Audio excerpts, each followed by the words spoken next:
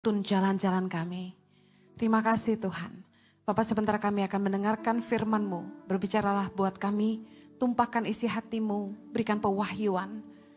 Tolong kami Roh Kudus, supaya kami boleh memahami, mengerti dan menghidupinya dalam hidup kami. Tolong hamba-Mu karena sungguh tanpa Kau hamba tidak mampu. Menyerahkan setiap menit-menit ke depan ke dalam pimpinan Roh Kudus sepenuhnya. Biarlah umat-Mu diberkati. Di dalam nama Yesus. Yang siap diberkati Tuhan sama-sama kita katakan. Amen. Puji nama Tuhan, silakan duduk kembali. Shalom, shalom, shalom. Kalian semua kelihatan begitu luar biasa dari sini. Ada wajah-wajah sukacita. Momen Natal, belum liburan semuanya? Mau tinggal di Jakarta aja sampai kita Natalan kelar di Jakarta? Yes. Jangan lupa tanggal 24 Desember jam 18.00. Kita akan mengadakan malam Natal, perayaan malam Natal bersama-sama keluarga besar ICI dari ibadah pertama sampai kelima di Mahaka Square, ya di Spot Mall, Kelapa Gading.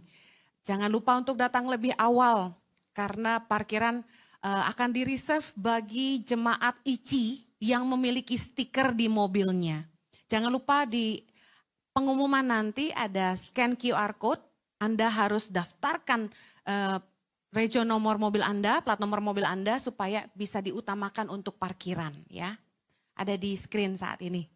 Bagi jemaat online juga yang mengikuti ibadah ini, Anda bisa bergabung bersama dengan kami dalam merayakan malam Natal bersama-sama. Ajak teman-teman keluarga Handai Tawalan untuk hadir karena kita akan melihat ibadah yang sangat spektakuler ya. Tim Praise and Worship Drama sudah menyiapkan dengan begitu luar biasa. Baik, hari ini saya akan khotbah tentang ketaatan Yusuf. Banyak hal yang kita bisa kupas dari kisah Yusuf dan Maria. Saya akan khotbahkan berseri. Hari ini tentang Yusuf, yaitu ketaatan Yusuf. Nanti sore jam 3 tentang Maria yang bayar harga. Ya, ketaatan Yusuf. Mengapa Yusuf yang dipilih Allah?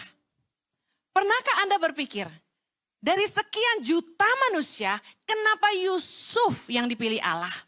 Dari sekian banyak keturunan Raja Daud, keturunan Bapak Abraham, mengapa Yusuf yang dipilih oleh Allah? What's so special about Joseph? Matius 1. Matius 1 ayat 18 sampai 25 tentang kelahiran Yesus. Anda tahu bahwa malaikat Gabriel mendatangi Maria dan memberitahukan bahwa dia akan mengandung dari Roh Kudus. Lalu ketika saat itu Maria masih bertunangan dengan Yusuf dan dia hendak diceraikan ya, diam-diam oleh Yusuf calon suaminya. Ayat 19 dalam Matius 1 ayat 19 dikatakan, karena Yusuf suaminya seorang yang tulus hati dan tidak mau mencemarkan nama istrinya di muka umum, ia bermaksud menceraikannya dengan diam-diam. Tetapi ketika ia mempertimbangkan maksud itu, ayat 20, malaikat Tuhan nampak kepadanya dalam mimpi dan berkata, Yusuf anak Daud, janganlah engkau takut mengambil Maria sebagai istrimu. Sebab anak yang di dalam kandungannya adalah dari Roh Kudus. Ayat 21, ia akan melahirkan anak laki-laki dan engkau akan menamakan dia Yesus. Karena dialah yang akan menyelamatkan umatnya dari dosa mereka. Ayat 22, hal itu terjadi supaya genaplah yang difirmankan Tuhan oleh Nabi. Sesungguhnya anak darah itu akan mengandung dan melahirkan seorang anak laki-laki. Dan mereka akan menamakan dia Immanuel yang berarti Allah menyertai kita. Ayat 24, sesudah bangun dari tidurnya, baca sama-sama. Yusuf berbuat seperti yang diperintahkan malaikat Tuhan itu kepadanya. Ia mengambil Maria sebagai istrinya, tetapi tidak bersetubuh dengan dia sampai ia melahirkan anaknya laki-laki dan Yusuf menamakan dia Yesus. Saya percaya Yusuf dipilih Tuhan karena dia adalah laki-laki yang takut akan Tuhan dan taat kepada Tuhan. Misi penyelamatan dunia tidak akan berhasil tanpa ketaatan Yusuf. Yang percaya katakan amin. Tuhan harus pilih orang yang taat melakukan sesuai yang Tuhan suruh. Dikatakan begini, Yusuf berbuat seperti yang diperintahkan malaikat Tuhan itu kepadanya. Katakan sama-sama, berbuat seperti yang diperintahkan. Yusuf adalah orang yang taat tanpa ragu. Coba dramatisir sedikit. Bayangin kalau Yusuf itu Anda. Malaikat Tuhan bilang, jangan takut menikahi Maria. Dan segala macam. Kira-kira reaksi Anda sebagai Yusuf apa? Zaman sekarang manusia lebay. Tapi kan, pasti kita akan berargumentasi. Kata-kata pertanyaan pertama pasti gini, apa kata orang? Betul nggak? Tunangan saya hamil padahal saya belum sentuh. Apa kata orang? Yang kedua, Yusuf kalau ketahuan berzina sebelum menikah, dia juga terancam dirajam batu. Banyak resiko yang harus diambil. Tapi Yusuf taat tanpa bertanya. Tidak berargumentasi, bahkan gak pikir panjang. Dikatakan, sesudah bangun dari tidurnya, Yusuf berbuat seperti yang diperintahkan. He follows. Joseph was the man of obedience. The man who follows order. Dia gak nanya, dia gak argue, dia gak delay. Bisa kebayang gak kalau seorang Yusuf overthinking? Zaman sekarang, orang banyak overthinking. Coba Anda terima pewahyuan dari Tuhan. Kamu harus jual hartamu. Serahkan itu ke tangan pengharapan. Overthinking gak kira-kira? Overthinking. Langsung taat, gak mungkin. Yesus pernah ngomong itu sama anak muda. Juallah seluruh hartamu dan berikan itu pada orang miskin. Kamu ikutlah aku. Kalau itu Tuhan katakan kepada kita hari ini, mikir 100 kali atau 1000 kali. Setuju? Overthinking. Gak usah serahin semua harta. Jual rumahmu dan kasih ke pendeta itu. Mau? Gak mungkin. Overthinking. Bayangin kalau Yusuf overthinking. Bayangin kalau Yusuf melo. Tuhan, rugi banget. Belum gua apa-apain, udah jebol. Hey, it's no kidding. Hamil, belum disentuh. Zaman sekarang ada laki-laki yang percaya kalau tunangannya bilang, gua hamil cok. Dari siapa? Dari Roh Kudus. Anda percaya? Jangan bercandalah. Anak saya aja bilang, oh yeah, every woman can say that. I'm pregnant. How? Nobody did it. It was God. Percaya enggak? Bayangin kalau Yusuf jadi ragu, berdebat dan banyak tanya sama malaikat. Tapi kan gimana mungkin? Gak bisa dong. Di mana-mana tuh gak ada perempuan hamil tanpa laki-laki Tuhan. Secara logik pikir aja sendiri. Malaikat pikir gak kalau saya sampai dirajam batu sama orang? Malaikat mikir gak tanggung jawab yang saya beban? Ini juru selamat dunia, bebannya berat loh. Ketika bayi Yesus terancam dibunuh oleh Raja Herodes dalam Matius 2 ayat 13-15. Setelah orang-orang Majus itu berangkat, nampaklah malaikat Tuhan kepada Yusuf dalam mimpi dan berkata, bangunlah, ambillah anak itu serta ibunya. Larilah ke Mesir dan tinggallah di sana sampai aku berfirman kepadamu. Karena Herodes akan mencari anak itu untuk membunuh dia. Maka Yusuf pun bangunlah. Diambilnya anak itu serta ibunya malam itu juga. Lalu menyingkir ke Mesir dan tinggal di sana hingga Herodes mati. Dengar baik. Kita biasanya nggak terlalu percaya sama mimpi kita sendiri. Setuju? Yang bener nih bercanda nih. Baru bilang bakal hamil dari Roh Kudus. Sekarang bilang mau dibunuh. Ah, mimpi apa sih saya semalam? Benar gak? But he was obedient. Dia sangat taat. Dikatakan gini, Yusuf pun bangunlah dan diambilnya anak itu serta ibunya malam itu juga, no delay. Dia taat, bangun, gak nunggu sampai pagi. Anda bisa bayangkan kalau sampai Yusuf sekali lagi berdebat lalu bilang gini, Tuhan, orang Majus baru pulang, saya capek. Tidur baru sebentar. bobo sebentar lagi. Besok pagi bisa. Kan malaikat bisa jaga. Percaya malaikat bisa jaga? Kalau Yusuf nunggu sampai pagi? Tapi dengar baik. Kalau Yusuf tidak taat dan malah berdebat, malah nunda-nunda. Bayi Yesus dapat terbunuh oleh pasukan Raja Herodes. Lalu yang bisa terjadi, misi penyelamatan dunia gagal part 1. Lalu diulang lagi part 2. Dicari Yusuf lain yang taat. Anda bisa bayangin ini? Tanpa ketaatan Yusuf, maksud Tuhan tidak akan jadi. Rencana Tuhan akan gagal. Ketaatan itu penting untuk tujuan Tuhan jadi di hidup kita. Katakan amin.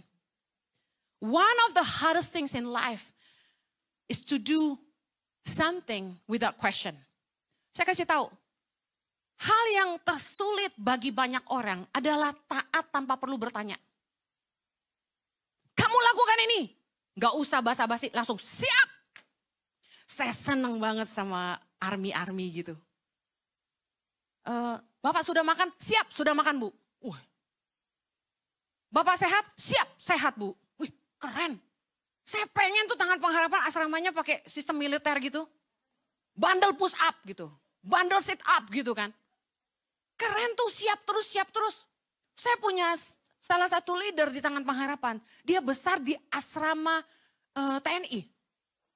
Jadi kalau dia bersalah, gak pernah dia berargumentasi sama saya. Dia langsung bilang gini, siap salah. Keren, cinta saya sama dia. Tuhan itu paling sayang sama orang yang taat. Dan sangat sulit. Tadi di mobil saya tanya sama anak saya. Susah gak? Obey without questioning. Taat tanpa perlu bertanya. Dia bilang hard. Susah. Banyak orang mengalami kesulitan untuk following order. Banyak orang itu yang susah taat. Hanya sekedar menuruti perintah itu susah. Contoh, melanggar lampu merah. Jangan pakai HP waktu lagi nyetir. Jangan buang air sembarangan. Jangan buang sampah sembarangan. Saya paling jengkel, lihat orang di jalanan, buka jendela buang sampah. Pengen saya timpuk mobilnya. Cuma saya takut masuk penjara. Manusia itu punya kecenderungan gak taat. Suka argue, suka berargumentasi, suka berdebat. Dan yang paling heboh, suka langgar aturan. Itu manusia. Kenapa orang gak taat? Kenapa orang susah follow order? Karena manusia punya kecenderungan lebih ngikutin pikiran dia sendiri. Misalnya saya pernah marahin staf saya gitu. Kenapa sih kamu gak ikutin yang saya suruh? Gampang kan, tinggal ikutin aja. Abis saya pikir gitu. Selalu bilang, karena saya pikir. Saya tiap kali nyuruh apa-apa, saya tuh udah pikirin gitu loh. Udah ngambil waktu buat mikirin. Udah pikirin step by step supaya tujuan itu sampai. Mempermudah semua orang. Tapi karena staf kadang-kadang kepinteran, dia pikir lagi yang udah dipikirin. Lalu dia lakukan yang menurut dia lebih bagus daripada apa yang bosnya pikir. Sederhana banget sebenarnya kasusnya, tapi jadi sulit gara-gara dia gak taat gitu. Bisa paham ya? Dipersulit karena gak taat. People prefer to follow their own thinking. Masalahnya gitu. Bahkan dunia mengajarkan, if you want to be happy, break the rules. Gitu. Ya gak? Anak-anak muda kan begitu kan? YOLO, you only live once. Mumpung hidup cuma sekali, udah langgar aturan. Lagu-lagu dunia ngajarin itu. Artis-artis dunia memberi keteladanan itu. You only live once, break the rules, kacau. Saya kasih tahu. Masalahnya manusia tidak bisa hidup tanpa aturan. Aturan dibuat untuk menjaga kita. Apa yang terjadi kalau dunia ini tanpa aturan? Chaos. Bayangin kalau lampu merah nggak ada. Apa yang terjadi? Di Kelapa Gading ini, tempat paling macet bunderan. Kenapa? Nggak ada lampu merah. Nggak ada aturan. Semua orang siapa yang paling berani, dia yang duluan. Oh saya kan pembalap. Saya kalau di lampu merah, set, set, set, set, wah semua ngalah. Yang takut-takut tuh klaksonin, tenen gitu kan.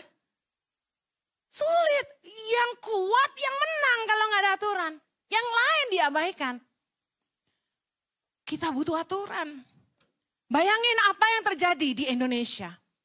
Kalau drugs tidak dilarang. Kalau narkoba bebas digunakan. Kalau penggunaan senjata api tidak dilarang. Kira-kira bayangin sebentar apa yang terjadi. 3 detik aja.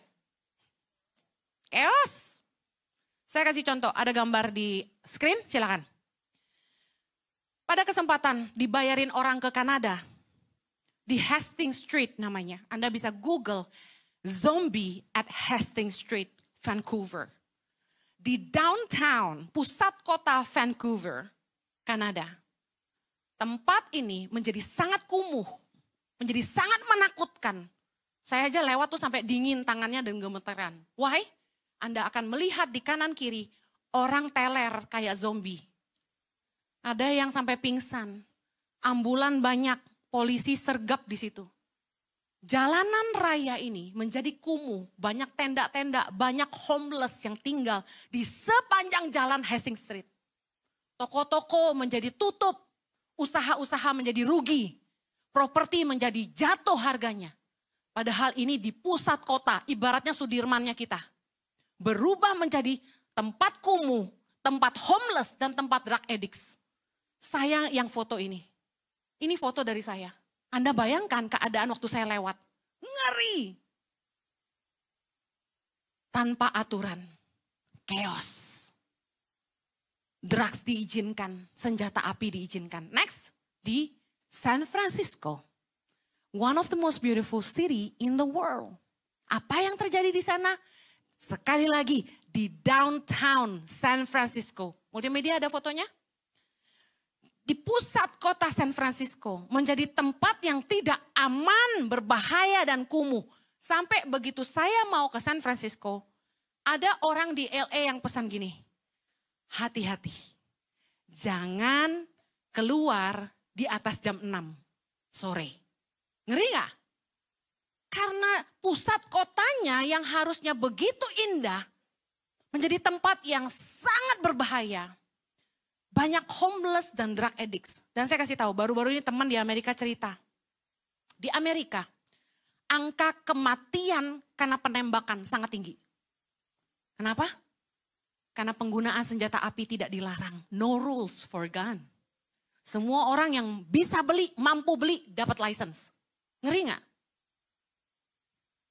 Anda masih mau kirim anak Anda kuliah di Amerika? Saya sarankan doa. Jangan kerennya aja.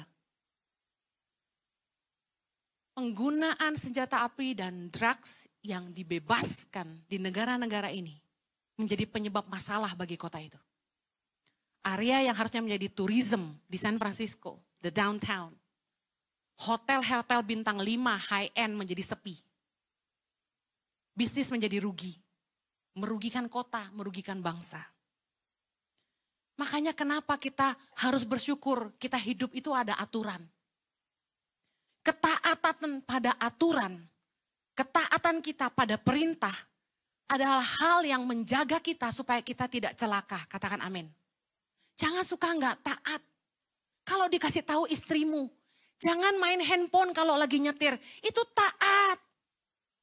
Aturan lalu lintas mengatakan itu. Di Australia, kamera di mana-mana bisa menangkap orang-orang yang main handphone ketika nyetir. Indonesia saya nggak tahu udah ada belum. Anda tahu, kalau Anda sampai nabrak, saya cerita, salah satu artis, teman mama saya, dia sama supir dari Bandung ke Jakarta, ngebut, nabrak orang sampai mati. Apa yang terjadi? Supirnya masuk penjara. Ketika kamu tidak taat aturan, Anda ngantuk, Anda maksa nyetir, Anda ngebut over limit. Anda celaka, orang lain celaka. Anda akan didenda atau Anda masuk penjara. Tapi saya kasih tahu, chaos yang Anda sebabkan karena ketidaktaatanmu Menyebabkan penderitaan yang sangat panjang buat orang lain. Kerugian yang tidak sedikit buat orang lain, bisa paham. Kalau orang cuma patah tulang mungkin bisa sembuh, kalau mati gimana? Makanya saya sering tidak mengizinkan Pak Jojo nyetir. Anda tahu kan kenapa? Saya lebih baik staf yang setirin. Supaya jangan sampai amit-amit ada apa-apa, enggak keren banget masuk penjara karena nabrak orang. Anda harus jaga dirimu. Aturan ada untuk menjaga kita. Punya karakter Yusuf, taat. Ketaatan Yusuf kepada perintah malaikat yang menyelamatkan Yesus dan Maria dari kejaran pasukan Herodes. Amen. Aturan ada supaya kita taat dan ketaatan kita yang menjaga kita. Saya mau tutup dengan ini. Mengapa orang tidak mengikuti perintah? Why people not following order? Kenapa ketaatan menjadi sangat sulit? Yang pertama, karena mereka berpikir mereka lebih pandai. Pernah nggak Anda berpikir, kenapa ya orang tuh suka berargumentasi melawan firman Tuhan tiap kali saya khotbah? Di YouTube ataupun di IG, dari sekian banyak komen bagus, ada aja tuh yang ngelawan. Contoh, ampunilah suamimu. Kalau enggak kamu rugi sendiri. Orang yang tidak mau mengampuni akan jadi sarang sakit hati. Ada istri yang langsung argumen di situ. Tapi kalau suaminya kayak begini, masih pantas emangnya diampuni. Hei, waktu saya khotbah, sewaktu saya menyampaikan firman Tuhan, di setiap khotbah saya selalu ada ayatnya. Kenapa? Karena saya ingin Anda tahu, saya tidak sembarangan ngomong. Setiap yang saya sampaikan ada dasar kebenaran firman. Jadi ketika orang berargumentasi dengan khotbah saya, sebenarnya gini, lu baca firmannya gitu. Sama Tuhan jangan sok pinter. Udah baca firman, lakukan biarpun berat. Taat. Karena itu untuk kebaikanmu.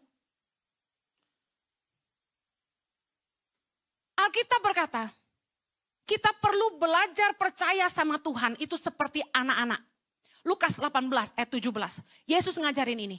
Aku berkata kepadamu, sesungguhnya barang siapa tidak menyambut kerajaan Allah seperti seorang anak kecil, ia tidak akan masuk ke dalamnya. Apa maksud Tuhan?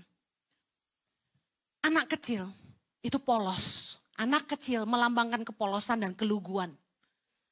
Saya mau tanya, gampang gak bikin anak kecil tuh percaya sama Anda? Gampang. Mertua saya ngajarin anaknya waktu kecil, ini a joke ya. Jangan makan ikan, jangan makan seafood. Nanti berenang-berenang di perut kamu. Jadi adik-adik Jojo, suamiku, gak suka ikan. Waktu dia datang dari Australia, kami ajak makan, dia gak mau ikan. Saya bilang kenapa? Iya gak pernah makan. Kenapa bisa gak pernah makan? Ikan sangat sehat, protein tinggi. Soalnya waktu kecil mama bilang sama kita, nanti bisa berenang-berenang di perut kita katanya. Bayangin anak kecil selugu itu, sepercaya itu, padahal itu bohong. Oke, sekarang gantian, tadi mertua sekarang gua. Di Australia kita gak boleh pukul anak. Anda ketahuan pukul anak, Anda ditangkap. Apapun salah anakmu, ngeri ya. Makanya anak bule itu kurang ajar. Karena gak boleh dipukul. Jadi ketika anak saya nangis, saya panik. Karena orang kan gak tahu dia nangis karena ngantuk, lapar, capek. Orang bule taunya kenapa anak lu nangis? Wah lu apain tadi? Lu cubit ya, lu gebukin ya, ngerti kan ya? Jadi saya ancam di Australia.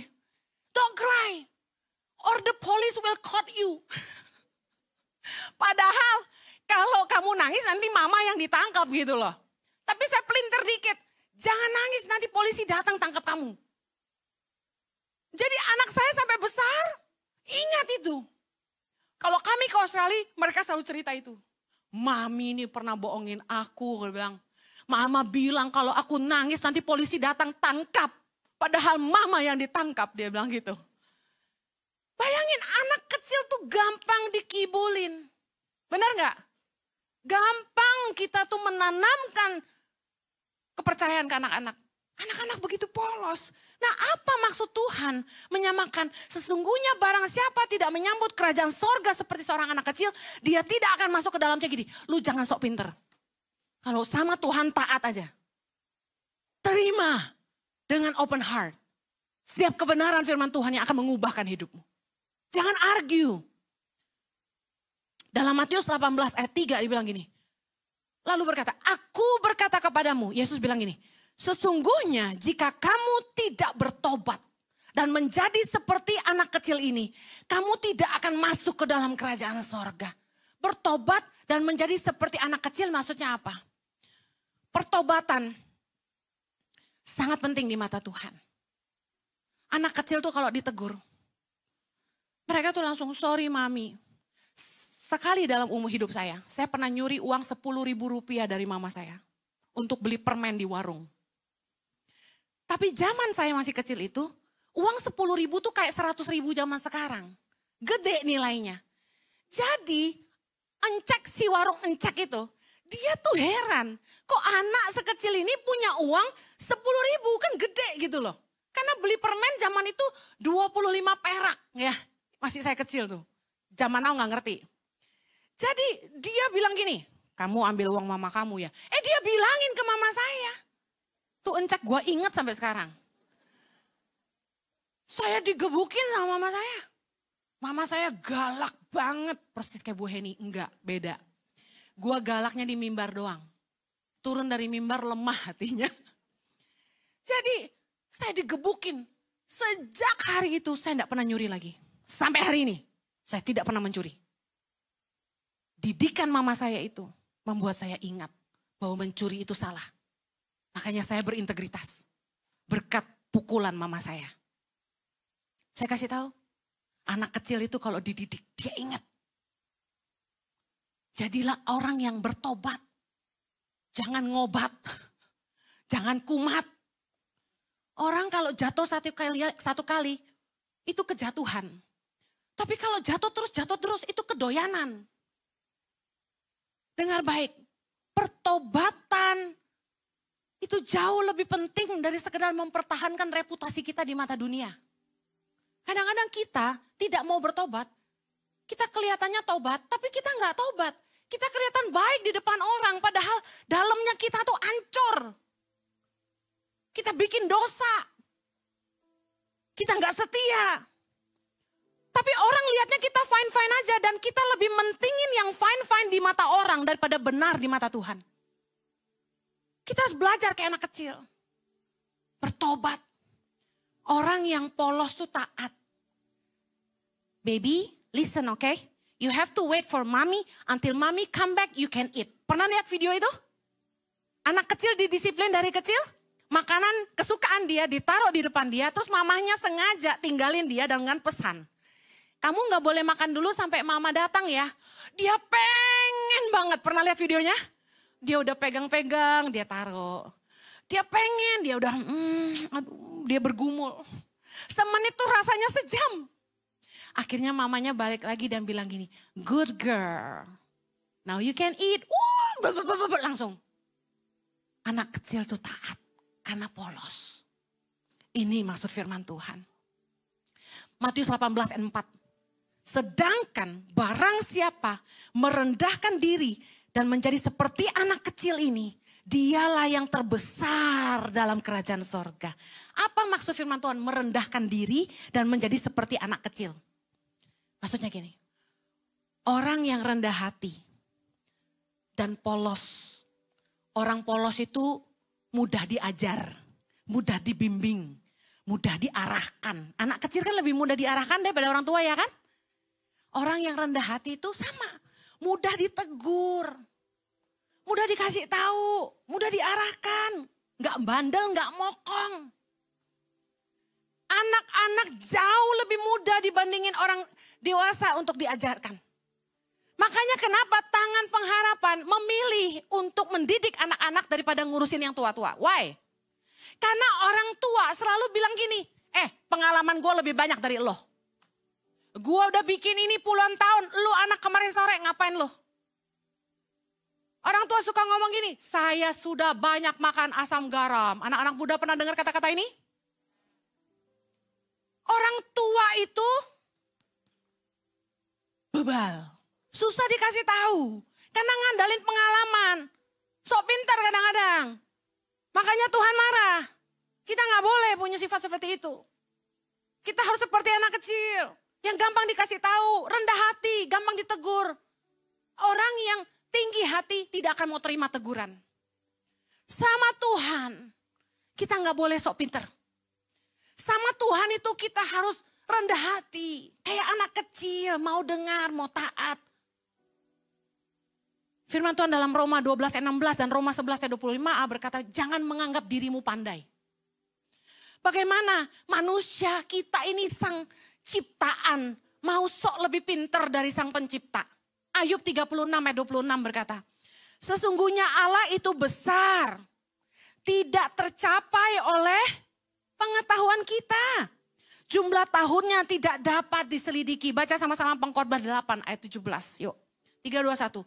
Maka nyatalah kepadaku bahwa manusia tidak dapat menyelami segala pekerjaan Allah yang dilakukannya di bawah matahari. Bagaimanapun juga manusia berlelah-lelah mencarinya, ia tidak akan menyelaminya. Walaupun orang yang berhikmat mengatakan bahwa ia mengetahuinya, namun ia tidak dapat menyelaminya. Dengar, kita tidak boleh sok pintar. Jangan seorang pun menganggap dirinya pandai. Kita ini cuma manusia, dia Allah. Kalau udah dengar firman, jangan sok argumentasi. Udah taat aja. Terima dengan hati terbuka. Terima dengan kerendahan hati. Seperti anak kecil. Supaya Anda beroleh bagian dalam kerajaan sorga. Yang mau katakan amin. Yang terakhir, kenapa sih orang gak mau taat, gak mau follow order? Karena mereka gak percaya. As simple as that. Kenapa orang gak taat? Karena gak percaya. Ketaatan itu lahir dari hubungan. Katakan sama-sama, ketaatan lahir dari hubungan. Anda mau anakmu taat? Anda harus bangun hubungan. Jangan cuma marah-marah. Duduk makan sama anakmu, ngedate sama anakmu. Ajak anakmu shopping berdua. Ngafe sama anakmu. Ajak anakmu nonton.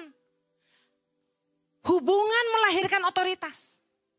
Ketaatan lahir dari hubungan. 1 Yohanes 2 ayat ketiga. Kita baca sama-sama. Ini keren ayatnya 1, 2, 3. 1 Yohanes 2 ayat 3. Sama-sama yuk. Dan inilah tandanya bahwa kita mengenal Allah. Yaitu jikalau kita menuruti perintah-perintahnya. Tanda ketaatan adalah pengenalan akan Allah. Orang yang ngaku dia kenal Tuhan pasti taat sama Tuhan. Ketaatan kita adalah buah iman percaya kita kepada Allah. Saya kasih contoh. Anda pernah lihat orang bungee jumping? Siapa pernah? Anak saya yang perempuan namanya Chloe. Paling kalem, paling diem, tapi paling berani. Dia pernah bungee jumping ketika kami ke New Zealand. Suami saya, Pastor Jojomo itu bungee jumping. Saya yang udah mau copot jantungnya. Kedua kekasih saya ini mau bungee jumping. Anda tahu? Kenapa orang-orang itu berani bayar mahal? Anda tahu bungee jumping itu mahal loh. $300 satu kali bungee jumping. Mahal nggak? Sekitar 4 juta untuk melempar diri seperti bunuh diri gitu. Udah menakutkan bayar lagi. Apa nggak gini? Tapi kenapa orang berani bayar mahal dan berani lompat untuk bungee jumping? Kenapa? Karena mereka percaya bahwa yang ngiketin tali pengaman itu profesional. Profesional. Mereka percaya orang yang ngiketin tali di badan mereka itu udah tahu gimana cara ngiketnya. They know what they're doing. Setuju? Mereka tahu pasti aman lah. Profesional.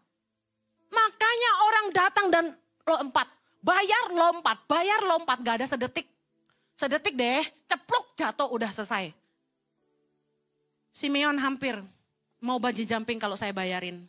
Tapi karena mahal saya gak mau. Dengar baik. Ketika kita belajar mengenal Allah. Kita akan menyadari bahwa kita punya Allah yang supranatural. Ketika kita bergaul dengan Tuhan, kita akan mengenali bahwa Allah yang kita sembah adalah Allah yang hidup. Allah yang sanggup bikin mujizat. Allah yang sanggup melakukan jauh lebih besar dari apa yang kita sanggup pikirkan maupun doakan. Tuhan yang supranatural. Kalau Anda tidak belajar mempercayai Tuhan yang supranatural, Anda tidak akan melihat kuasa supranatural bekerja dalam hidup Anda. You have to believe it to see it. Dunia berkata, seeing is believing. No, bersama dengan Tuhan, you have to believe it to see it. Anda harus percaya, baru Anda akan lihat. Kita punya Tuhan yang supranatural. Percayakah Anda bahwa Tuhan tahu apa yang dia harus lakukan? Mari kita lihat, saya akhiri dengan ini. Yohanes 6, kisah ketika Yesus memberi makan 5.000 orang. Yesus bilang gini, ayat kelima, ketika Yesus memandang sekelilingnya dan melihat bahwa orang banyak berbondong-bondong datang kepadanya, berkatalah ia kepada Filipus, di manakah kita akan membeli roti supaya mereka ini dapat makan? Ingat, ada 5.000 laki-laki. Hal itu, ayat ke-6, menarik sekali ayat 6. Hal itu dikatakannya untuk mencobai dia, Filipus. Sebab, sama-sama, ia sendiri tahu apa yang hendak dilakukannya. Sama-sama lagi. Sebab ia sendiri tahu apa yang hendak dilakukannya. Yesus tahu apa yang dia mau lakukan. Dia cuma mencobai Filipus. Yesus tahu tidak mungkin ngasih makan 5.000 orang tanpa mujizat. Tanpa kuasa supranatural. Amen.